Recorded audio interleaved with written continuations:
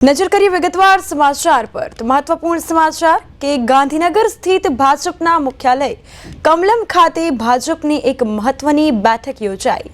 વડાપ્રધાન નરેન્દ્ર મોદીની મુલાકાત પહેલા યોજાયેલી આ બેઠકમાં ગુજરાતના તમામ ધારાસભ્યો હાજર રહ્યા હતા।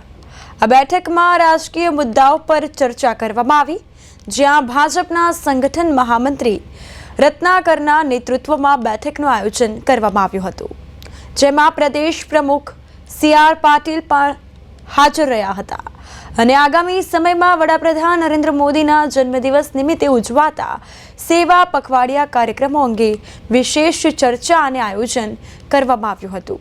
ભાજપ દ્વારા દર વર્ષની જેમ આ વખતે પણ વડાપ્રધાન નરેન્દ્ર મોદીનો જન્મદિવસ સેવા પખવાડિયા તરીકે સમગ્ર રાજ્યમાં ઉજવવાનો નિર્ણય લેવાયો છે। આ અંતર્ગત વિવિધ સેવા કાર્યો, આરોગ્ય કેમ્પ, વૃક્ષારોપણ, સ્વચ્છતા અભિયાન અને જનકલ્યાણના કાર્યક્રમો યોજવામાં આવશે।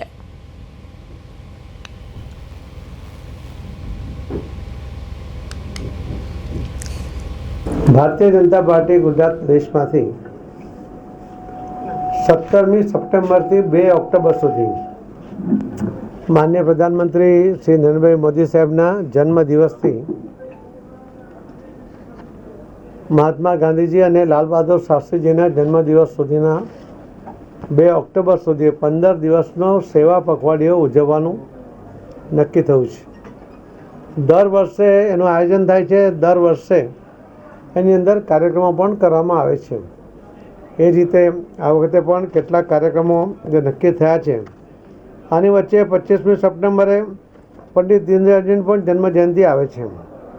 આ સેવા, સ્વચ્છતા અને સમાજ સાથે જોડવા માટેનો એક પ્રયત્ન છે।